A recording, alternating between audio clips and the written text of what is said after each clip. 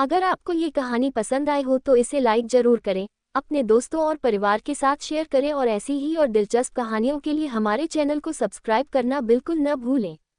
आपका एक छोटा सा सपोर्ट हमारे लिए बहुत मायने रखता है।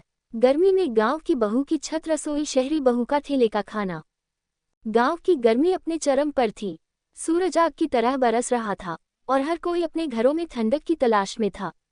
इस गर्मी में गांव की बहू राधिका ने अपने घर की छत पर एक अनोखी रसोई बनाने का फैसला किया। वह अपने पति रोहन के साथ गांव में रहती थी और वह दोनों शहर की भागदौड़ से दूर एक शांत और स्वस्थ जीवन जीने की कोशिश कर रहे थे। राधिका ने अपनी छत पर एक छोटी सी रसोई बनाई जिसमें वह अपने परिवार के लिए ताज़ा और स्वादिष्ट भोजन तैयार करती थी। वह अपने बगीचे से ताज़ा सब्जियां तोड़कर लाती थी और उन्हें अपने हाथों से पकाती थी। उसकी रसोई में हमेशा एक अलग ही महक होती थी जो पूरे घर को सुगंधित कर देती थी। उधर शहर में रहने वाली शहरी बहू प्रिया अपने जीवन से परेशान थी। वह एक मल्टीनेशनल कंपनी में काम करती थी और उसके पास अपने परिवार के लिए समय नहीं था। वह अपने पति अर्जुन के साथ एक छोटे से अपार्टमेंट में रहती थी और वह दोनों हमेशा जल्दी में रहते थे। प्रिया ने एक दिन अर्जुन से कहा, मैं थक गई हूँ इस शहर के जीवन से। यहाँ हर कोई बस भाग रहा है और किसी के पास किसी के लिए समय नहीं है। मैं चाहती हूँ कि हम भी गांव में शिफ्ट हो जाएं और एक शांत जीवन जिएं। अर्जुन ने प्रिया की बात मानी और दोनों ने गांव में एक छोटा सा घर खरीदने का फैसला किया। वह दोनों गांव में शिफ्ट हो गए और एक नए जीवन की शुरुआत की। गांव में आकर प्रिया ने देखा कि राधिका की छत पर बनी रसोई कितनी सुंदर और आकर्षक थी। वह राधिका से मिली और उसकी रसोई के बारे में पूछा। राधिका ने प्रिया को अपनी रसोई दिखाई और उसे अपने हाथों से बना भोजन खिलाया। प्रिया को राधिका का भोजन बहुत पसंद आया और उसने राधिका से कहा, मैं भी ऐसा ही कुछ बनाना चाहती हूँ, लेकिन मुझे नहीं पता कि कैसे।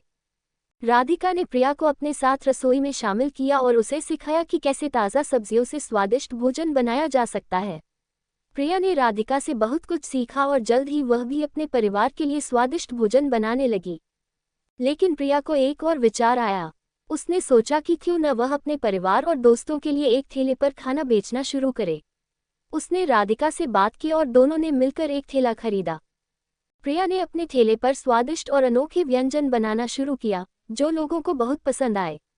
जल्द ही प्रिया का ठेला गांव में बहुत प्रसिद्ध हो गया और लोग दूर दूर से उसके ठेले पर खाना खाने आते थे। राधिका और प्रिया की दोस्ती बढ़ती गई और वह दोनों एक दूसरे के साथ समय बिताने लगी। राधिका ने प्रिया को अपने बगीचे में से ताज़ा सब्जियां दी और प्रिया ने राधिका को अपने ठेले पर बने व्यंजन खिलाए। एक दिन गांव में एक बड़ा उत्सव आया और लोगों ने राधिका और प्रिया से कहा कि वह दोनों अपने व्यंजनों को उत्सव में बेचें। राधिका और प्रिया ने अपने व्यंजनों को तैयार किया और उत्सव में बेचना शुरू किया। उनके व्यंजन लोगों को बहुत पसंद आए और जल्द ही उनके स्टॉल पर लोगों की भीड़ लग गई। राधिका और प्रिया ने मिलकर बहुत सारा पैसा कमाया और उन्होंने उस पैसे को गांव के विकास में लगाने का फैसला किया। राधिका और प्रिया की कहानी गांव में बहुत प्रसिद्ध हो गई और लोगों ने उनकी तारीफ की। वह दोनों एक दूसरे के साथ खुश और संतुष्ट थीं और उनके परिवार भी उनके साथ खुश थे। तारांकन निष्कर्ष। राधिका और प्रिया की कहानी हमें सिखाती है कि कैसे दो अलग अलग पृष्ठभूमि की महिलाएं एक दूसरे के साथ मिलकर कुछ अनोखा और सुंदर बना सकती हैं। राधिका की छत पर बनी रसोई और प्रिया का ठेला दोनों